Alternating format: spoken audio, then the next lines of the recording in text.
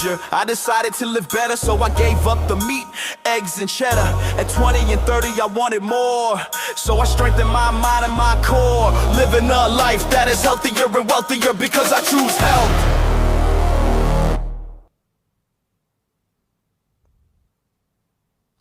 So I saw the new dietary guidelines that were introduced, and as I expected, it was the heavy focus was on increasing meat intake, protein intake, and so that didn't bother me at all. I would say at first, right? It was kind of what I expected.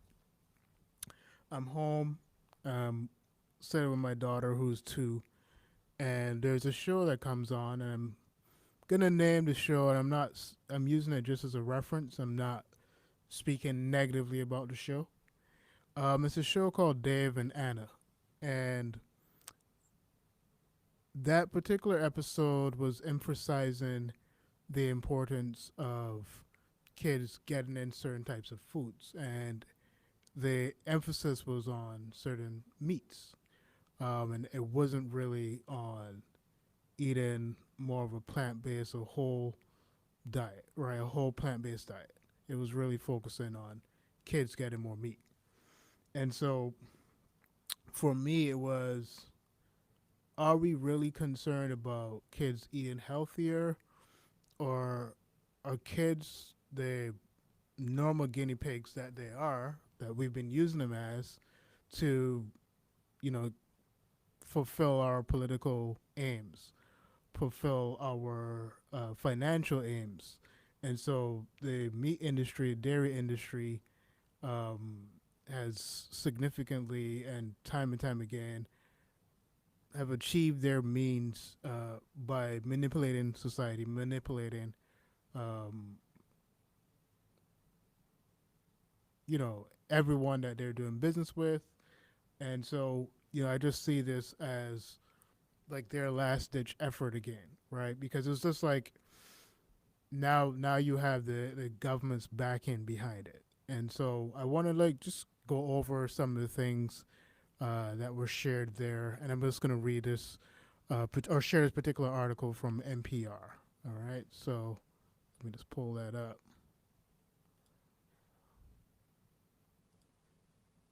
Share that here. So it says that RFK Jr.'s new dietary guidelines go all in on meat and dairy, and this is updated post from January 8th of this year. So it says Health Secretary Robert F. Kennedy Jr. has announced new dietary guidelines for Americans focused on promoting whole foods, proteins, and healthy fats. At a press conference Wednesday, the administration unveiled a new food pyramid with red meat, cheese, vegetables, and fruits pictured at the top. Kennedy described the guidelines as the most significant reset on nutrition policy in history, calling for an end to policies that promote highly refined foods that are harmful to health. Now, regardless of what you feel about RFK, and I know there are people that feel a particular way about him, I have my thoughts. I won't share all of them right now. But, as the article was stating here, this is a quote unquote reset. And it's just interesting to me that it's kind of going back to the idea of, including and adding more red meat. And we had a live video a couple weeks ago where I talked about the dangers of red meat and the scientific validation revealing the dangers of red meat. And now we have this effort of, or not even effort, it was just um, implemented by our government through RFK of implementing these new dietary guidelines. And so, this is just seemingly another win for the meat and dairy industry. And I wondered, why was it necessary? Why was it necessary to go as far as getting the assistance of the government, right? Because you need to think about the way that the government is thinking about you, right? Um, the way that these meat and dairy industries are thinking about you. And so for them, it's, well, we see how they're influenced by what big government has to say, what celebrities have to say. So if we now, you know, get the help of the government, then we should be able to kind of get our means out there. And you probably wonder, like, why go as far as involving the government in this, right? And again, this is just my premise, but we're not saying of a fact that this is a ploy of the meat and dairy industry, but it does, for me, have the hallmarks of that. Um, and so I want to give a little perspective on why I think that. And so I'm going to go into an article here that talks about the decline in meat sales that were probably starting as early as 2022. And I think those the decline in meat sales made the meat and dairy industry kind of nervous. And I think they probably reminded the government who their benefactors were in a sense. And so I think they asked for a favor. I think this ploy or this movement by RFK was an attempt to, you know, get to help the meat and dairy industry regain its power, regain its influence, right? So I'm going to share that article here from, I think this is foodnavigator.com. Let me just share that right here. So the article says, is meat consumption still declining? Right? And this was an article posted back in July of last year in 2025. So it says cost pressures are driving both the uptake of meat and its decline. Meat has been a staple food of human beings since there were human beings. However, with its link to climate change and animal welfare concerns, many see its consumption as something that should be phased out. The rise of plant-based meat market has seen many turn to replacements and alternatives, cutting down consumption of the real thing. But with plant-based meat itself experiencing difficulties in recent years, is meat consumption really still in decline?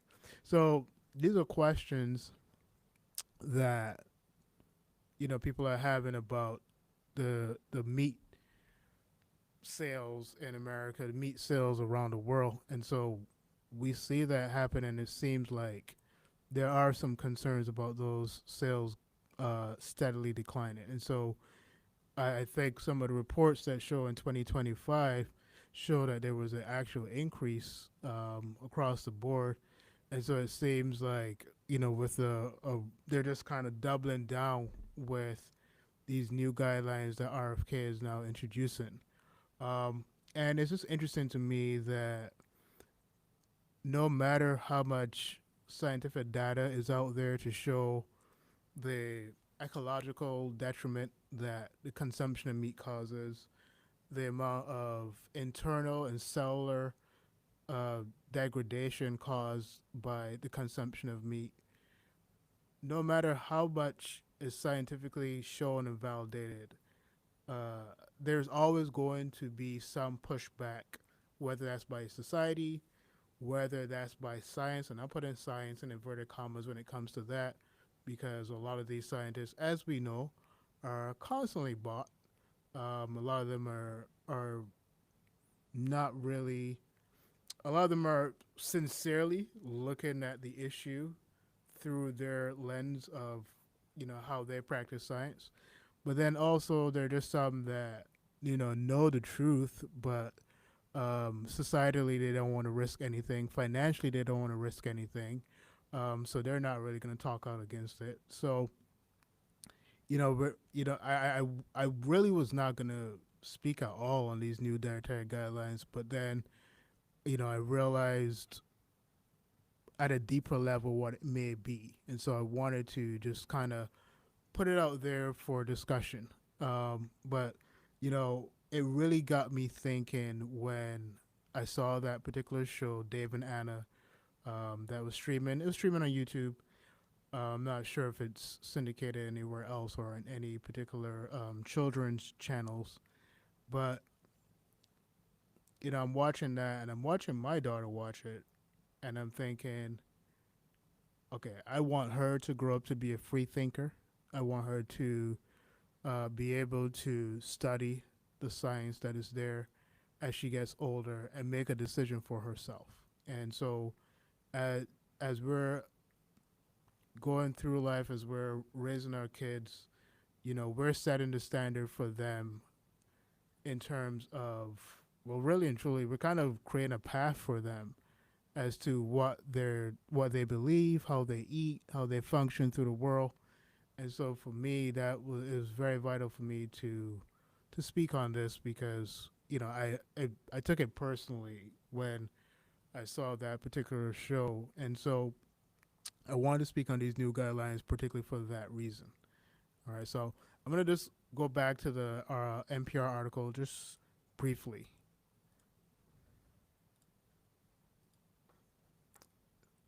So it says the guidelines will set limits on added sugar and encourage diets that include meat and dairy. Protein and healthy fats are essential and were wrongly discouraged in prior dietary guidelines. Kennedy said, "We are ending the war on saturated fats." And they call for a dramatic reduction in the consumption of highly processed foods laden with refined carbohydrates, added sugars, excess sodium, unhealthy fats, and chemical additives. In an introduction to the new guidelines, Candy and Agricultural Secretary Brooke Rollins said, "We are reclaiming the food pyramid and returning it to its true purpose of educating and nourishing all Americans." So, yes, he's saying that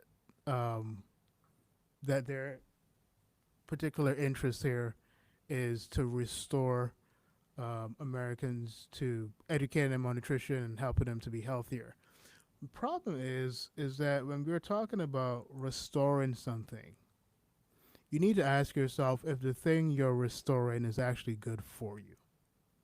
There was a time where, and you go back to the 60s, where the advertising or the commercialization of, cigarette smoking was everywhere, right? And it was something that was culturally done, among doctors and lawyers, and it made people feel like they belonged in a particular social circle. So, if we're looking at restoring things, you need to ask yourself if the thing you're restoring was actually good in the first place, right? And so, if we're talking about restoring American society to a time where they ate more meat and they consumed more dairy, and we think that means that they're healthier, I really think that we really need to have a discussion and think if that's really the truth. And as I said, with all the scientific data out there showing the detriment that meat consumption causes, these are the things that you really want to take the time to reevaluate and to check and see if that is really the case. So that's what I really wanted to discuss. If you have any questions or comments, drop it down in the comment box below this video. I'm looking forward to having that discussion. Let me know what you would like us to discuss on the live show. But this was just a particular thing that was kind of on my heart, on my mind to discuss. And I'm thankful that you guys are here to share that time and discuss that with me. So, again, this is Stephen Leslie with the I Choose Health podcast, reminding you that choosing health is about choosing power, possibility, and purpose.